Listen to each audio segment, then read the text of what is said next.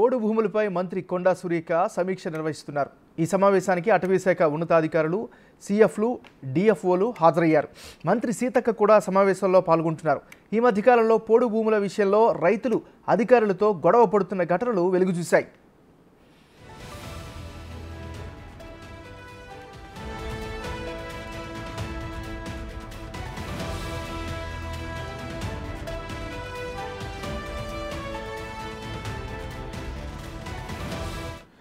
బులెటిన్లో మనం breaking news చూస్తున్నాం. పోడు భూములపై మంత్రి కొండా సురేఖ సమీక్ష నిర్వహిస్తున్నారు.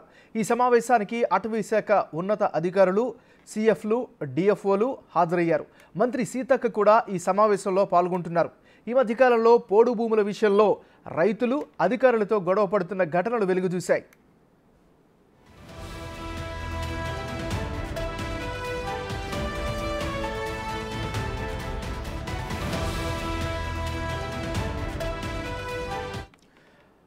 పోడు భూములపై మంత్రి కొండా సురేఖ సమీక్ష నిర్వహిస్తున్నారు. ఇక ఇదే అంశానికి సంబంధించి మరింత తాజా సమాచారాన్ని మా deputy bureau input editor Sadiq అందిస్తారు. షాదిక్, చెప్పండి.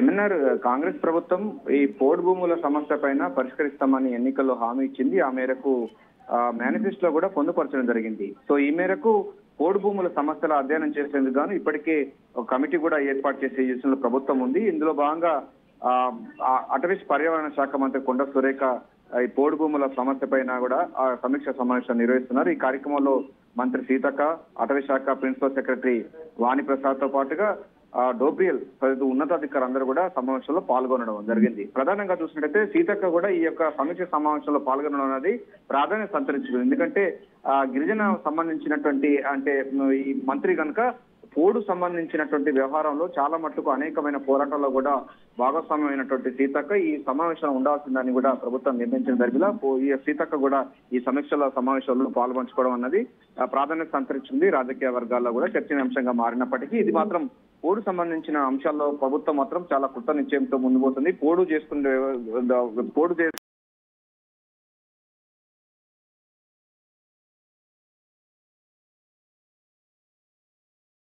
కృష్ణా నది ప్రాంతాల్లో మాత్రం ఈ పోడు భూములు పరిష్కరించే విధంగా ప్రభుత్వం అయితే చర్యలు చేపట్టింది. అందులో భాగంగానే మేనిఫెస్టోలో కూడా పొందుపరచడం జరిగింది. గతంలో ఎందుకంటే వర్షాకాలం ప్రారంభం అవుతున్న నేపథ్యంలో ఒకవైపు ఫారెస్ట్ అధికారులు, మరోవైపు పోడు సంబంధించిన రైతులు ఇద్దరి మధ్యలో కూడా ఒక యుద్ధ వాతావరణం కొనసాగే పరిస్థితి ప్రమాదకరం ఉంది. గతంలో కూడా మనకు అటవీ శాఖ సంబంధించిన శ్రీనివాసులు కూడా హత్య చేసిన సంఘటన కూడా ఖమ్మంలో జరిగింది.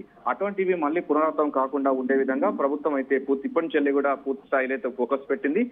అటు పోడు సంబంధించిన రైతులకు, అటవీ శాఖ అధికారులకు ఇక్కడ కూడా క్రాష్ కాకుండా ఉండే విధంగా ఒక సామరస్యపూర్వకమైనటువంటి వాతావరణంలో దీన్ని నడపాలి. ఎందుకంటే వ్యవసాయం పనులు ప్రారంభం అవుతున్నాయి. అదే మరోవైపు పోడు సంబంధించినటువంటి భూమిలో పంట వేసుకుంటారు. మరోవైపు అటవీ శాఖ అధికారులు కూడా ఈ అటవీ భూముల్లో కూడా చెట్లు నాటుతారు. ఇవన్నీ కూడా సైమల్టేనియస్ గా వర్షాకాలంలో జరుగుతూ ఉంది. అయితే దీన్ని ఈసారి మాత్రం చాలా సామరస్యపూర్వకంగా ఉండాలి. పోడు పట్టాలు ఇచ్చింది కూడా ప్రభుత్వం సిద్ధంగా ఉందని కూడా మేనిఫెస్టోలో పొందుపరిచిన నేపథ్యంలో ముఖ్యమంత్రి ఆదేశాల మేరకు సమీక్ష సమావేశం అయితే నిర్వహిస్తున్నారు. ఈ కార్యక్రమంలో అధికారులతో పాటుగా మంత్రి సీతక్క కూడా పాల్పంచుకోవడం రివ్యూలో పాల్గొనడం అనేది ప్రాధాన్యత సంతరించుకుంది ఏమన్నారు. ఎందుకంటే వచ్చేటువంటి వర్షాకాలము నేపథ్యంలోనే ఇది ముందుగా ప్రభుత్వం పూర్తి స్థాయిలో ఫోకస్ పెట్టి ఈ సమస్యను పరిష్కరించి పోడు చేసేటువంటి రైతాంగానికి పట్టాలు ఇవ్వాలి. ఏది ప్రభుత్వ భూమి, ఏది అసెంట్ భూమి, ఏది అటవీ భూమి, వీటన్నిటిపైన కూడా రెవెన్యూ శాఖ అధికారులు కూడా ఇందులో పాల్పంచుకునే పరిస్థితి కనబడుతుంది. అటు అటవీ శాఖ అధికారులకు, ఇటు పోడు చేసేటువంటి గిరిజన సంబంధించిన రైతాంగానికి మధ్య ఒక సయోధ్య కుదిర్చే లక్ష్యంగా ఈ యొక్క రివ్యూ సమావేశం అయితే జరుగుతూ ఉంది. ఏమైనా థ్యాంక్ యూ సాదిక్.